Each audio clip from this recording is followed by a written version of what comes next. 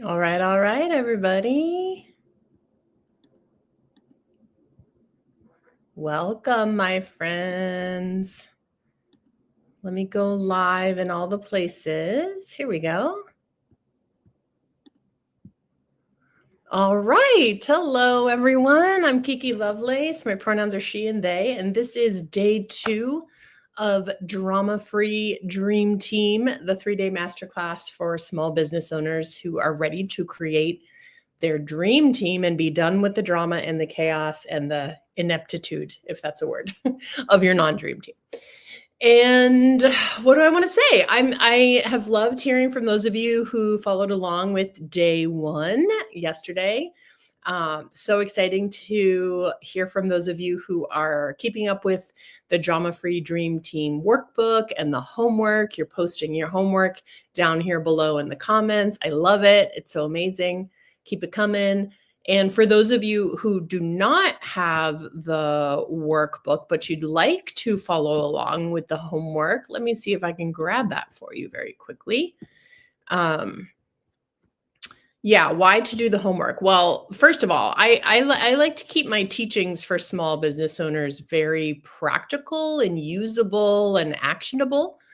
And I think that's really the spirit of the homework. It's not meant to give you like busy work or anything like that. It's really just here to give you a quick win, so that as you're doing this work, as you're learning these concepts of how to build and lead your dream team, that you can actually like put it into play right away and start to feel what that feels like even in these 3 days.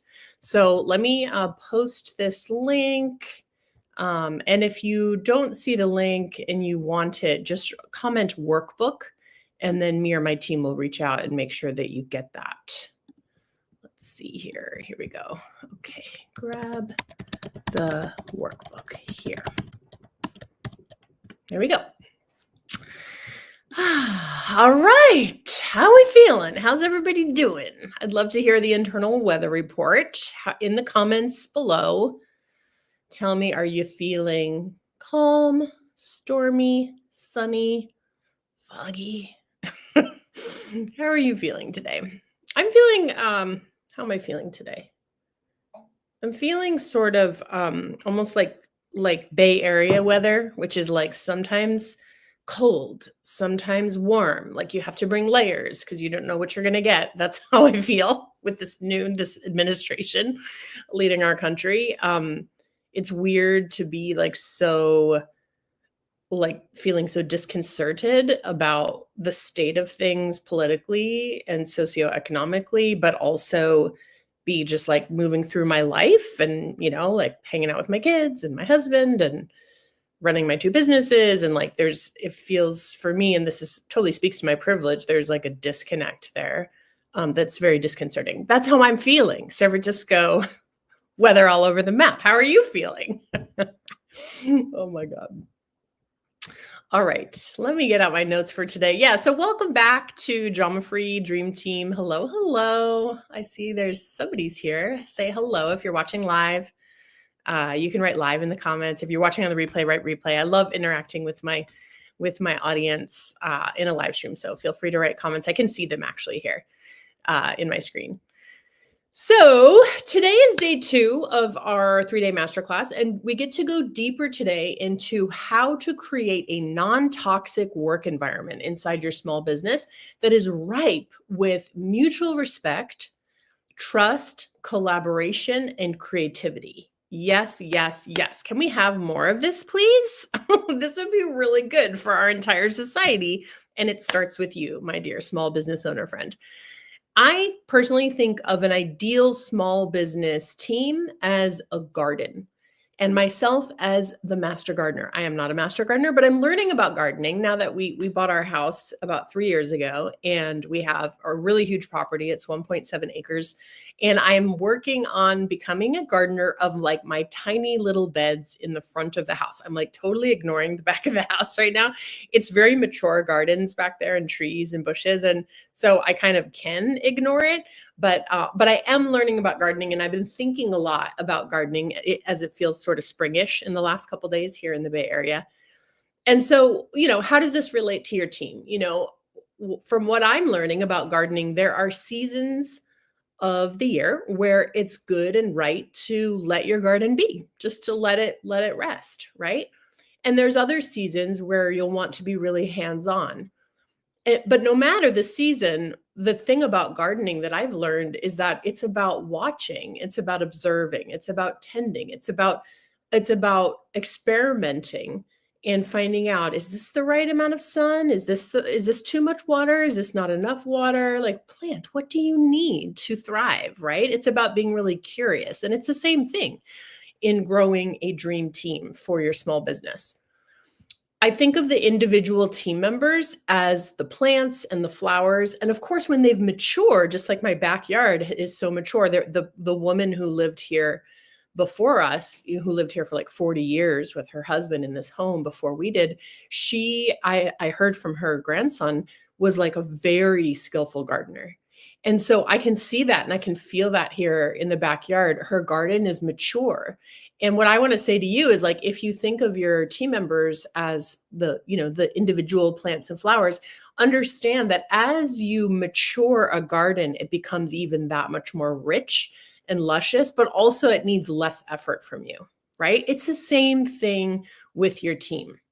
When they have matured, all together, it creates this beautiful tapestry. It's not just the individual plant, it's the beautiful tapestry that is full of color and fragrance and aliveness. This is what it's like to have a thriving team in your small business.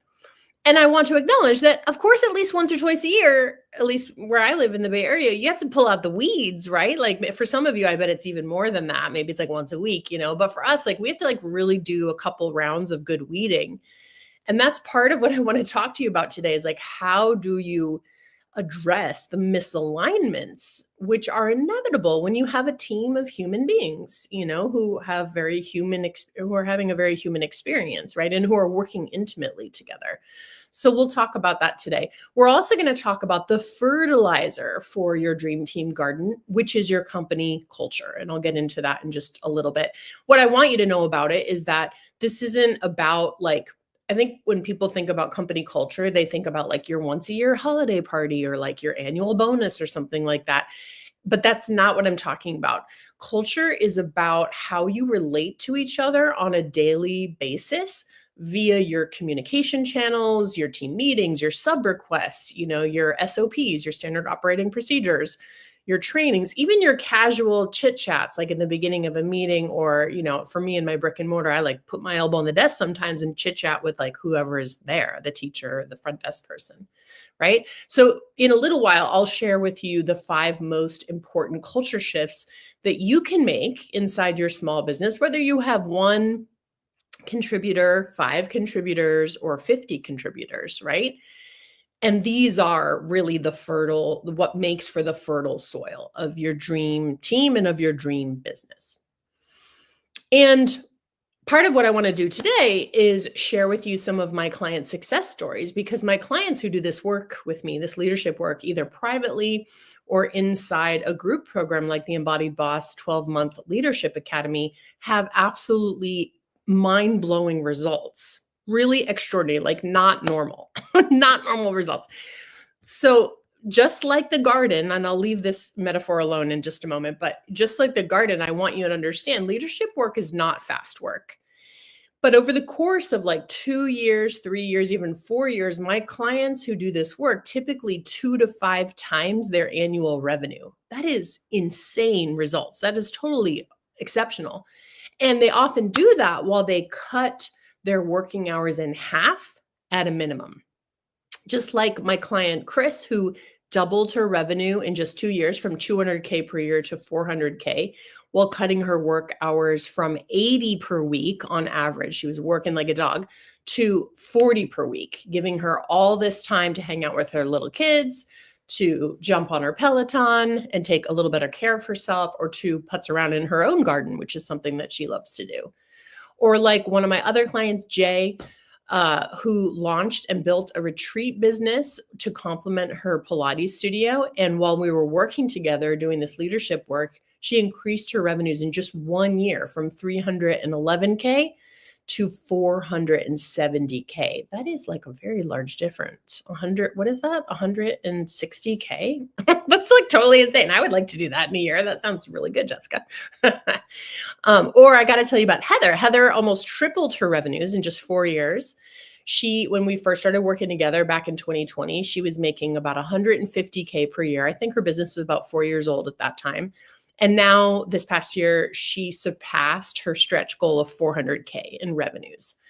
And she has cut her working hours down a lot over this time that I've known her, maybe like 40 hours or so to like 18 per week, maybe even a little bit less. She is one of my star students. She goes on vacations without her cell phone or without her laptop. It's totally, I'm just like, wow, she just blows my mind, and she does that because she has built a team. She continues to really work on her team, especially in this last year as she moved to a new location. She changed her team members from contractor status to employee status. So she's in another big up level in terms of her leadership right now. Or then I got to tell you about one of my other clients, Janine. So Janine went from a soul deadening office job, making like $5,000 a month, but like dialing it in, just like not into this at all, right? To acquiring a turnkey Pilates studio, which I helped her do, and scaling it to the place where she was making a six-figure salary in the first year. She amassed 6 figures in savings, which is like made her nervous system feel much calmer about the whole thing, right? And that took about 2 years, that process. And now it's about a year later, and she's already opened up her second location and will add another multi 6 figures in revenue to her book of business within the next 12 to 18 months. I know these results sound like totally out there, right? This is not normal results. But I want you to know there's also more subtle things that happen to my clients during this leadership work together. They often tell me they feel calmer and more trusting about money. They feel reinvigorated in their love for their business, which if you've been in business for a while, you realize you kind of fall in and out of love with it. It's like it's pretty normal in a long-term relationship to be like sometimes really passionate and sometimes not so much, right? Because these clients have more time in their calendar, they often tell me they feel more rested, they feel more up for adventure in their lives instead of just focusing on work all the time, which is often what it takes to build a small business, as you probably know. As time goes on, I get to see them start to build a life outside of entrepreneurship. And I'm thinking of my client, Kelly, who I helped scale from one studio to two. Does she have 4 studios now? I can't remember if she has 3 or 4 studios. I think she had 2 when we started, and now she has 4. Anyway, I can't keep track of Kelly's studios. But the thing that I always think about when I think of Kelly is like she's not only, drastically increased her revenues and her income, but she used to work like 6 or 7 days a week. She's cut down on a lot of that. And the thing that stands out to me is just like how she's been really focusing not just on her kids and her family, but she loves riding horses, and she has so much more time to dedicate to this like deep passion of hers, which is being an equine arts, if you will. So I love that, for me personally, I'm like sort of naturally more of an intense workaholic kind of person. So for me, that has been one of the triumphs of my team and of my life and of my life as a small business owner is that I do stuff. I have a life besides business ownership. Like I have a relationship with nature. I am learning how to knit. I am learning about feng shui right now and like really into like decorating my house, as you may be able to see. I love good food, and I live in the best food city in the US, Oakland, California, according to Condé Nast. I've been traveling a little bit more. So like, I just feel like that to me is the triumph, is like, not only have I attained a certain level of financial success, there's always more, of course, but more so, I'm really proud of the fact and sort of nourished by the fact that like I have a spiritual practice. I take relatively good care of my body. I'm nurturing my relationships with my family, and that's important to me. And I have all these other interests like Michigan football that I like to explore. Okay. So, yeah, so that's me. So, yeah, it all really starts if you want a life outside of entrepreneurship and you want a successful business that supports that life. It really starts with what we're talking about this week. And specifically, I want to get into addressing the misalignments, like pulling out the weeds, because there will always be weeds. It's not like that ever ends, but there'll maybe be less if you start addressing it more quickly, right? Like if you ignore weeds, it just spreads. Same exact thing in your business. If you ignore or avoid the misalignments, it spreads, it festers, it can rot, it can suffocate your garden. Okay. So this is part of what I really want to impart on you today is like, you have to be courageous as a small business owner. You have to be willing to address the misalignments, to have the difficult conversations. And I want to share with you a sort of rubric, like a formula for how to have what I call the misalignment conversation. So what are misalignments, you ask? I mean, when it comes to your team, a misalignment is one of two things. Either your team member is not happy with some aspect of their job, or you're not happy with some aspect of your team member. That's pretty much what it is, right? It's like one or the other of those things, sometimes both, right? Essentially, it's some sort of disharmony. It's actually, for those of us who are more energetically sensitive, it's extremely easy to sense, even if you're not exactly sure why, right? And if you ignore it or avoid it, I speak from experience when I tell you it will only get worse. It will get much worse, actually, if you ignore it or avoid it. So you have to have sort of an ethic and a practice and a discipline of addressing misalignments swiftly and skillfully, even if you don't wanna. Right? But I don't wanna. I don't either, but I know that this is part of my leadership and part of what makes my small businesses successful is I'm willing to do the stuff that I don't wanna, right? In service to my dharma, which is a yoga word. It really means like your path, your life path, right? Yes. And, I want to name to you that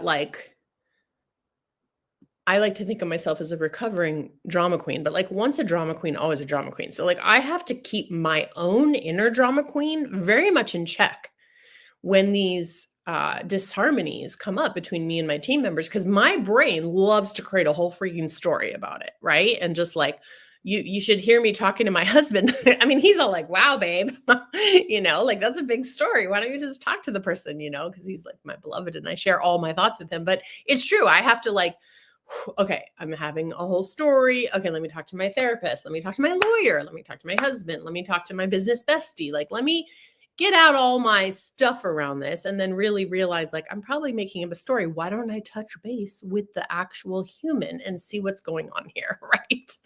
So that's my first kind of advice to you is if there is a disharmony or a misalignment between you and a team member, try not to make up too many stories. Recognize that when your inner drama queen is surfacing up, and just tell her, it's okay, babe. We got this. We can handle this as an adult. Let's see what's going on here. Try not to make too many assumptions, because it's oftentimes not what you think it is. It might not even be as big of a issue as your brain is telling you it is. So it might just be a minor thing that just needs to be clarified or cleared up, right? So here we go. I'm going to teach you how to do this. Get out your notebook. You're going to want to write it down, because trust me, you're going to go back to this over and over again, as a boss and as a small business owner. So the first step really is to set up an in-person meeting with the person to discuss what's not working, so that you can see if it's possible to get back on the same page. Now, I really want to recommend that this is in person if you have a brick and mortar, or it's Zoom if you have an online business. It could be Zoom if you have a brick and mortar as well. But the face-to-face is quite useful. If you can't do face-to-face, a phone call will work. But please do not try to address your misalignments over text or email. It never works. I speak from experience in telling you it truly never works. People can't understand emotional tone in text or email. They always assume the worst, because we have that thing called the negativity bias where we just assume it's negative. You'll do it, they'll do it, and it's not going to go well. So you got to have some guts here. You got to set up a meeting. And I will tell you, sometimes if it's, NBD, no big deal. I'll just, have a like phone call with somebody, just me and them. Um, but if it seems like it's the beginning of something bigger, or it's an ongoing misalignment conversation that's been happening over months, I will sometimes make sure a second leadership team member is there. So it's me plus a manager plus the person that there's a misalignment with.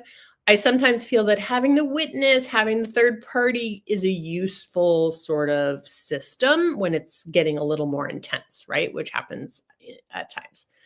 So that's the first part. Now, the 4-part process that I'm about to share with you for having, really guiding this misalignment conversation is this. Step 1, start with small talk. Small talk is a very important leadership tool. It's also a great sales tool. But in this moment, you don't want to draw this out too far. Just it could last 10 seconds or 20 seconds, but it's just about entering into this space together. How's your day going? Oh, this weather or whatever. Like, oh, yeah, I like your shirt. So cute. Whatever. You don't want to overdo it, but it's just about sort of transitioning into the conversation. So 1 or 2 minutes to chit chat. Everybody's a little stressed right now, so we don't need to overdo it. It won't feel authentic, but just a moment to step into the energetic space together a little less abruptly. And then you're going to take a breath and get right to the heart of the matter. Step 2. Step 2 is you acknowledging the facts without putting too much of your commentary on it. Speak to what has happened. This happened and then that happened. Perhaps what communications you've already had about the subject, if you have had them. Try to leave out your emotional commentary or judgments. This is why I always recommend you kind of like process a lot of this stuff with other people before your mentor, your therapist, your lawyer, whatever, before you step into this meeting. But just breathe and calmly lay out the issue out on the table for all to see. I want to acknowledge like that. If there's any part of the situation that you can authentically take responsibility for, this is the moment to do it. So you're saying like, here's what I'm noticing. I will say I probably could have done this better.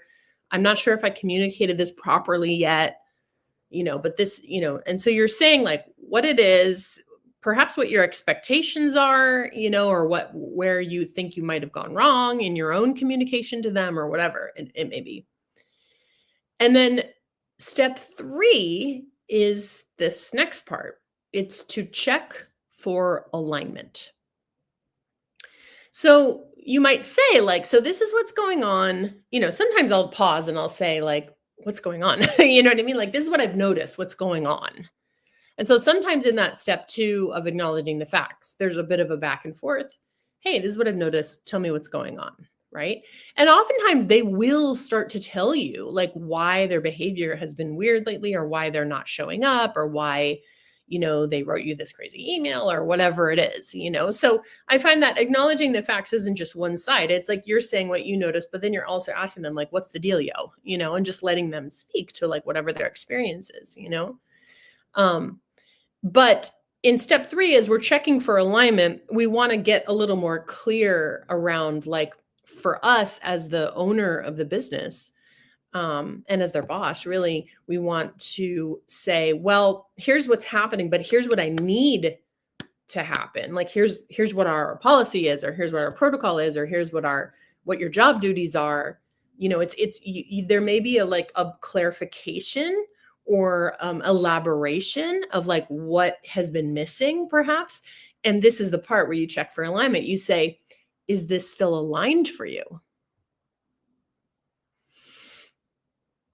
Right? Like you're saying, here's the behavior that is required for the job. Is this still aligned for you? Is this job still aligned for you? Like, is this going to work for you?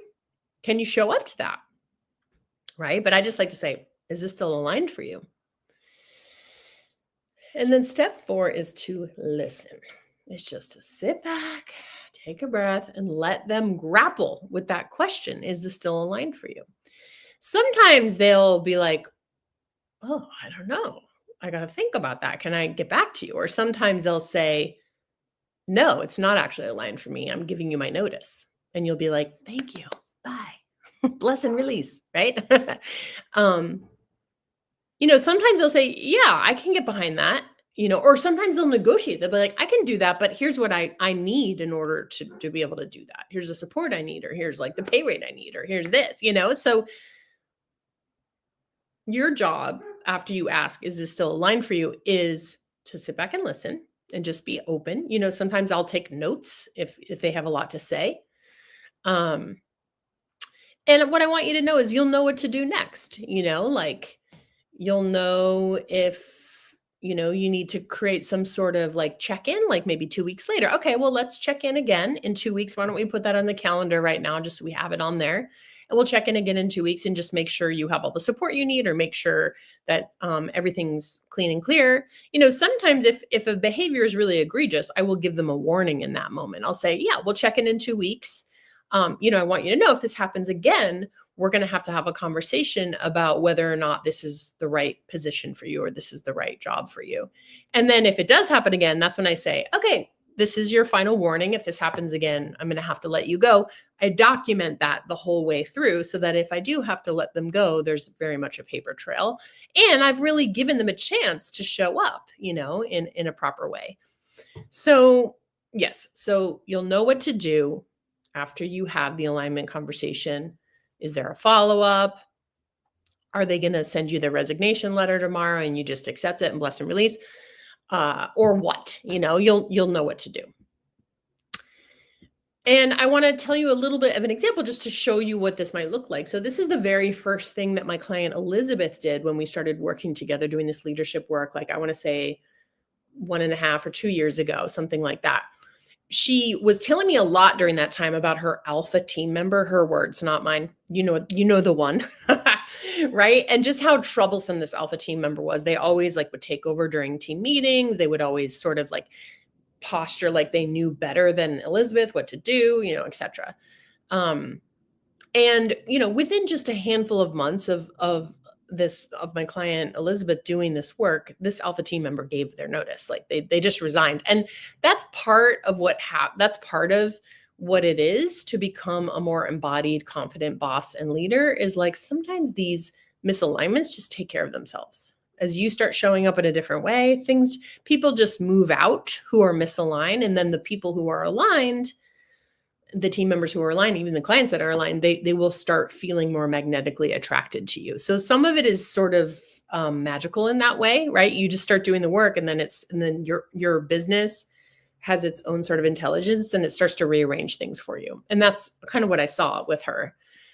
And I want you to know, with a more aligned team of contributors, this client of mine, Elizabeth, was able to offload a bunch of things to her new dance studio manager at the time. She had given her the job of posting on social media and securing subs for her dance studio, that kind of thing. She was able, the owner, to increase her salary during that time by about 150%. And she was able to create a little more leverage. She actually had a good amount of time when we started working together, but she was able to create a little more leverage to really focus on building the foundation for a new Instagram marketing coaching business that generated an additional 5 figures that very first year that she built it. And now she's several years in and she's killing it. She's doing so great with that Instagram coaching business. She's a wizard. So, so far today this week, we've talked about hiring for alignment. We talked about that yesterday. We talked a little bit today about addressing misalignments, being courageous, having the in-person conversation, how to actually say the things. All of that is tied into step 1 of the embodied leadership system, my 3-step system, which we call aligned roles and responsibilities. But I want to move forward today into step 2 of the embodied leadership system, which is to create a sparkling company culture. Once you have the right players in place, your next job as master gardener is to create this sparkling company culture. Culture is so very important, much more important than you might realize, for 3 reasons. Number 1, it helps you attract great talent who can deliver on whatever their job is, and also be a real contributor. I call dream team members contributors because they contribute. They're not just showing up for the paycheck and, ticking off their to-do list. They are thinking critically each day about how can they up level, how can they contribute, how can they make the space better, how can they make the services better, how can they make the client experience better. They're contributing, they're invested, they're contributing, they're really bringing their life force and creativity to your business. And you will attract more of that kind of thinker if you have really stellar company culture, because it will absolutely show up in your help wanted ad and in your interview process, and they will see it. They'll feel it even in your website, because they'll be stalking you before they actually interview for you. So that in your socials, they'll feel it even before you hire them, and you will attract better contributors. Number 2, culture is important because it significantly reduces turnover. Even if you can only afford to pay your people a certain amount of money, or you can't yet give them any benefits or any fancy benefits, but you can just pay them this or that, or you can just give them this perk or that perk.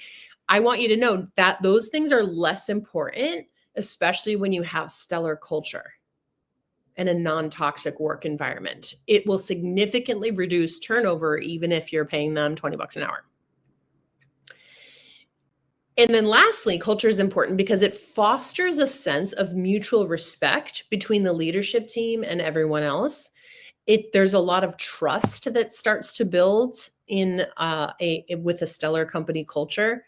And that can go a very long way when you want to make changes, when you want to increase your profitability, when you're, making your moves to up level. Having that mutual respect and trust is everything. People will come along for the ride when you've created that. So let me tell you these 5 sparkling company culture shifts that you're going to want to start to curate and cultivate inside your small business. Acknowledgement and appreciation, number 1. Number 2, experimentation, not perfectionism. Number 3, a culture of mentorship. Number 4, a culture of trust, accountability, and repair. Trust, accountability, and repair. And number 5, a culture of financial transparency and abundance for all. Those 2 things go together: financial transparency and abundance for all. The great thing I want you to know about this step 2, which is to infuse your everyday operations with the energy of this kind of culture, is like almost every other action step in the embodied leadership system. It's not going to take you more time to do this. It's just about doing what you're doing even better. And in a lot of ways, the things that you'll learn and how you'll learn to implement these culture shifts will help reduce the time it takes for you to make the magic happen in your small business. So it makes it work better. It's not about more time. You'll actually be more efficient, and your team will be much more efficient when you work at the root here and really create this fertile foundation, this fertile soil for your dream business. So I want to give you a couple quick win kind of action steps today. And there's more details about this inside the workbook, because there's some homework related to these things. If you need the workbook, just comment workbook below, and me or my team will make sure you get it. But for your first go of this, I want to encourage you to start with just the simplest one, which is creating a culture of appreciation and acknowledgement. A lot of small business owners, especially those of you who have come from corporate, where there's not usually a culture of appreciation and acknowledgement, might have resistance to this, or you might feel really uncomfortable with this. It might feel super woo to you. And that's just because in traditional corporate environments, I think a lot of leaders, I'm putting that in quotes, think that if you acknowledge your team members, they'll get too big for their britches, or they'll come for your job, or okay, I have things to say about that, but I'm going to just bite my tongue. No, that's not how it goes. For most of humanity, they really do just want to be acknowledged. They want to be seen. They want to be appreciated. And that feels good. And it helps them do better in their job. It's just really that simple, right? This is like psychology 101. I don't know why so many leaders, it's just so it's such a colonizing way of thinking about things, is if I'm too nice to the peons will rise up and take my power. It's like, no, that's not what we are doing here as small business owners. It's not like that. We are creating a harmonized culture of actual human beings who really just all want the same things, like financial comfort and prosperity, time, a nervous system that is not hijacked every single freaking day, that can actually like enjoy their life. I mean, it's like, and a feeling of like maybe impact, what like doing good things in the world. That's really what people want, right? And people want to serve at different levels. Like some of us feel really compelled to be in leadership positions, but plenty of your team members have no interest in being a small business owner, no interest in holding the risk and responsibility that you have, or they don't even have like huge ambitions, for their career. They just really just want a job that pays their bills and that allows them maybe to retire someday. That would be nice. And that they feel good about doing, period. End of story, right? And so what I want to encourage you to do for your first activity is like, just look around today inside your small business and just appreciate something that's going on, appreciate someone who is making some sort of magic happen. It could be, a teacher at your yoga studio, perhaps your salesperson, or maybe it's your manager, or maybe it's like your copywriter, and just all you have to do is just say, hey, thank you so much. I love that email that you wrote the other day. That was so good. And we got some really good replies and feedback on that, or like, wow, like the desk looks so clean today. Thank you. Right? It's like, it does not have to be that deep or complicated, but that's your first assignment. And I want to speak in terms of the last one, financial transparency and abundance for all. People are always really fascinated by that one because, we're taught in like traditional corporate culture and also just in our weird like society to be really secretive about money, to be sort of like equally proud and shameful about money. There's all kinds of money shadow going on all the time behind the scenes in your body, but also like in society, in our families, etc. And so people are always really asking me about this one, is like, well, what do you mean, Kiki? Do I tell them everything? Do I tell them how much debt I have? Do I tell them, how much I pay myself? No, I'm not, it's not that extreme. There may be appropriate things to share in terms of sales goals, sales targets, things like that, but we're not even going to go there today. Today, I just want to encourage you to get started with this by simply creating a monthly ritual of sharing a behind the scenes of your strategic moves. This could be inside an email to your staff, or if you have a monthly team meeting, which I'll very much encourage you to do, you could have a little section that's called like the business growth report. That's what we call it in my business. And what is the business growth report? Most months, it's just simply me sharing what me and the other managers are working on behind the scenes. Oh, or like, for example, this month, I'm sharing that like I'm working with my ad strategist, who I haven't actually worked with in some years, who I adore. And we're working on a new Google ad campaign, for my studio business. We're also working on some meta campaigns for my coaching business, which maybe you are seeing now. So like, that's what we're working on. I'm investing in some ads. I'm wanting to grow, in both my businesses, like new people coming in, getting on the list, seeing our intro offers, trying us out. Like that's the purpose of that, but I'll share with them a little bit of detail about like behind the scenes, like what we're doing strategically, how I'm investing, how I'm thinking about things, what we're experimenting with.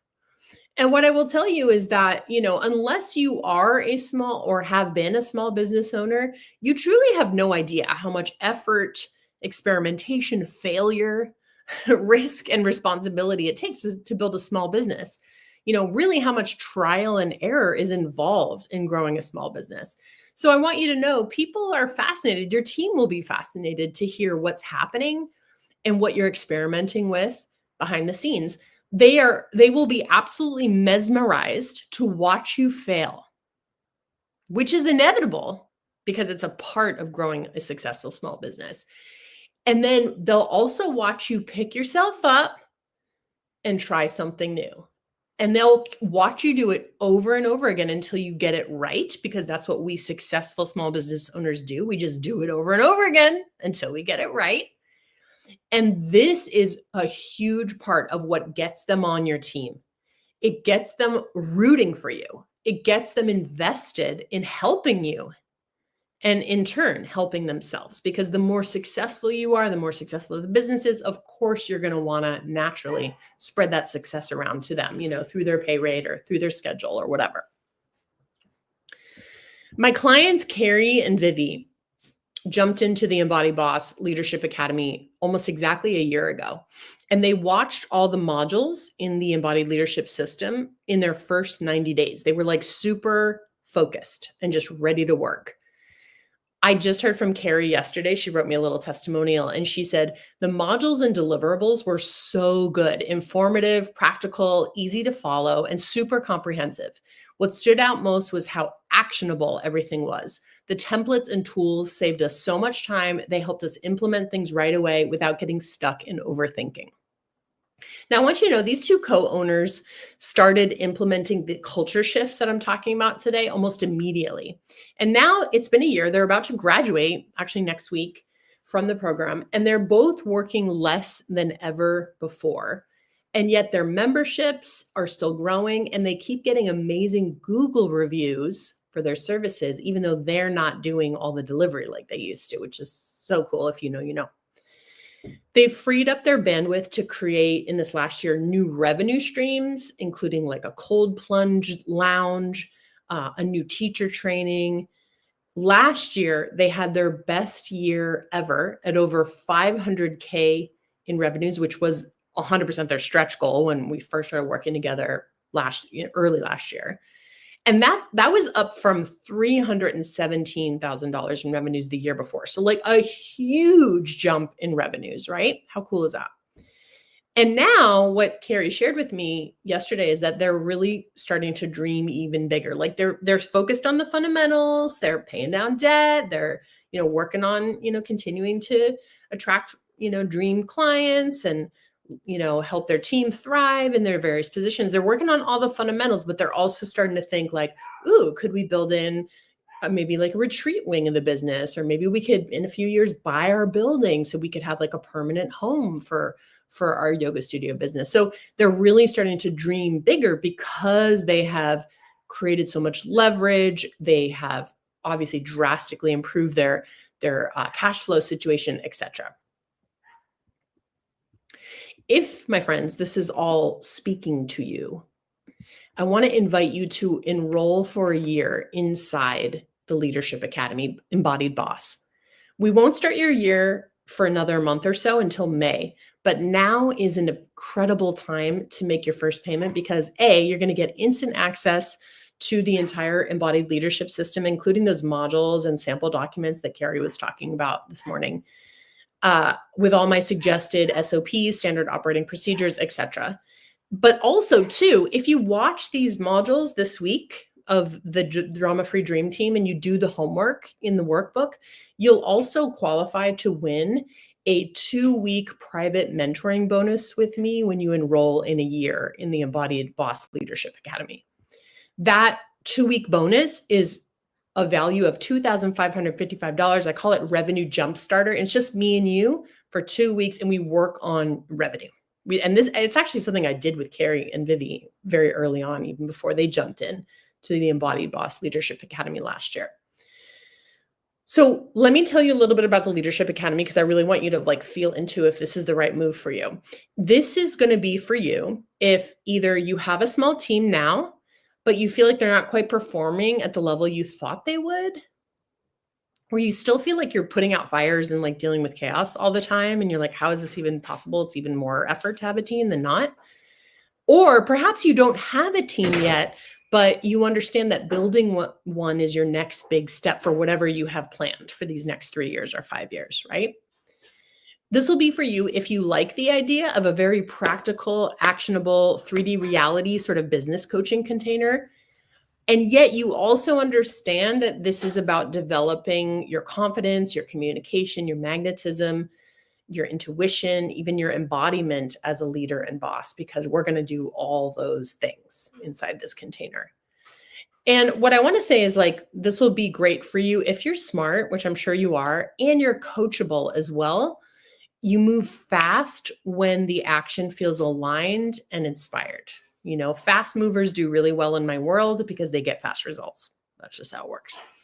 Now, on a very practical level, I want to share with you about the program. There's certain kinds of people that do really well in these group programs, and there are other people that don't. So this will work for you if you're okay with moving yourself through the self-paced modules in the embodied leadership system. There's actually one other little mini course as well called Scale School Pre-Work, just one 45-minute module, but you'll need to be able to like pace yourself through the modules, watch all of them, digest all the sample documents, just like see what's in there, in order to really get the most out of this experience. You also must be willing to speak up and ask questions so that you can learn how to apply the system to your actual team and business this week, right? Like this week, you have something coming up in your business that you could probably use some coaching with. You got to bring that to me, either inside our Facebook group or inside our coaching calls, so that I can support you in actually understanding how to apply it in real life, right? You also, on a very practical level, need to be willing to dedicate like 60 to 90 minutes per week to this leadership work. It's not more than that. Some weeks it might even be less. But I really want you to consider, do you have the time, the bandwidth? Are you willing to prioritize this leadership, team, HR, systems work about an hour a week, right?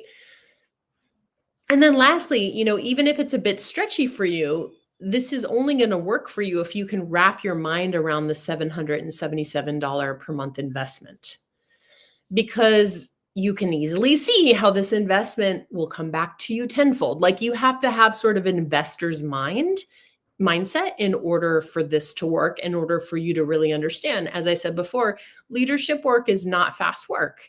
But you invest now and like the rewards can be huge over the course of 1 year, 2 years, 3 years, 4 years, right? And I want to acknowledge that once you've come to my world, most of you small business owners have probably invested in coaching before, because I'm not going to be your first rodeo. I can almost guarantee it. And I want to acknowledge maybe you haven't gotten the results you were seeking. Maybe like money is tight right now in your business. Maybe you're a little freaked out about this economy, Trump's economy, because it ain't freaking pretty and it feels pretty freaking wobbly right now, right? So I realize money might be a little tight for you. It can be spooky to invest no matter what. Like you see this with your own clients, is like, it's spooky. It's spooky to invest $70. It's spooky to invest $700. It's spooky to invest $7,000 or $70,000. It's not like less spooky. It's just spooky to release money, especially in service to something that you don't know if it's going to work, right? And that's the thing about investments, about being an investor, is like there is a certain amount of risk there, But I want you to know, if you can wrap your head around it, if you can make it work, and you're willing to put in the effort over this next year to up-level your team and your systems exactly how I tell you how to do it, I am 100% confident that by the end of Q1 of 2026 next year, you will have a high-functioning, no drama dream team. Yes, you will.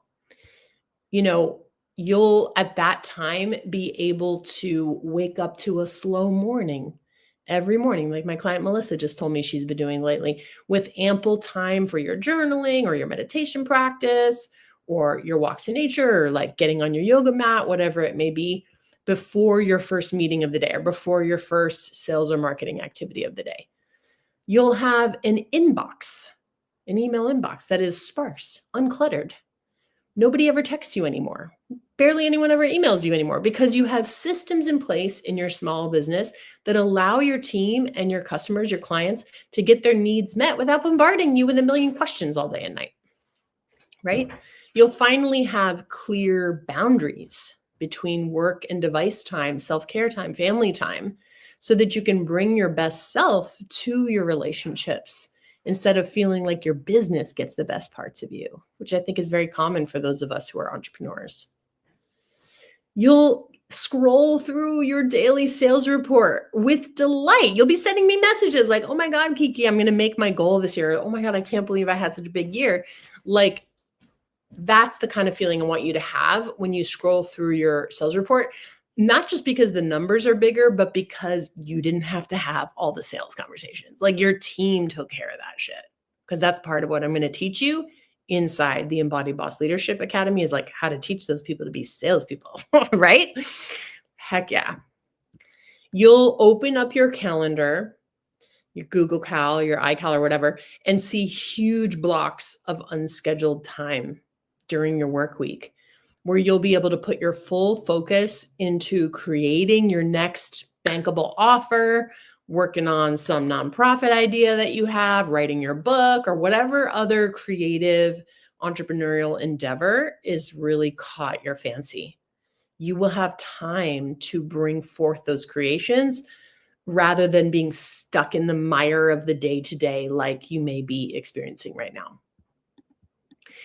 Plus, I want you to know, like, if you do decide to enroll this week in a year in the Embodied Leadership Academy during this pre-sale, you will get a 2-week private mentoring package. Like I said before, it's called Revenue Jumpstarter, and I'll help you really start to get the money flowing in. I'm sensitive to the fact that it might be a little squishy for you to like spend, $8,000, $9,000 in coaching right now. And so I really want to encourage you to come in. Let's work on your revenue. Let's get it going right now. I'd like you to make back your investment in the first 30 or 60 days. Let's do that first, right? Let's just move through that. And that's what's possible when you enroll now during our pre-sale. So here's what to do if you're feeling called. Open up a new tab in your browser right now. Go into Chrome, go into Safari, open it up. Type this in, kikilovelace.com/leadership.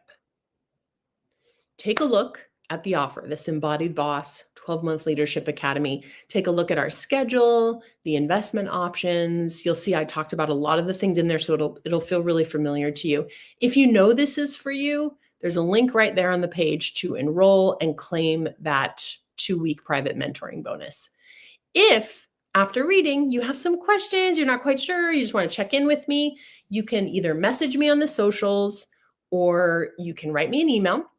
And sometimes I can just answer your questions right then and there. But if we feel like, oh, maybe it'd be good to hop on a Zoom, you and I can hop on a Zoom later this week and we can have a little chat about it. You can ask me all your questions right there. Tomorrow, I want to tell you, friends, we will dive into step 3 of the Embodied Leadership System. Level up your altitude from doer to manager to CEO to visionary leader. I'm going to talk about those things. We'll talk also about how to train up your team to be powerful administrators, customer service reps, practitioners, marketers, salespeople, like I was just talking about, and really how to pare down your role as the leader and boss to just what I call 4 job duties. And those duties are the visionary creatrix, the clear and magnetic communicator, the cash flow orchestrator, and the powerful decision maker. That's actually your zone of brilliance. That's your role. And I guarantee you've been doing all kinds of busy work that is like taking you out of the way you're here to serve and how you can serve at your highest level. So we're going to talk about that tomorrow. If you do this properly, if you really embody and master step 3 of the Embodied Leadership System, it will 10 times your efficiency and amplify your trust and intuition so that you can feel so much more regulated in your nervous system as you build wealth, as you make your money moves, as you build your company, as you grow and scale.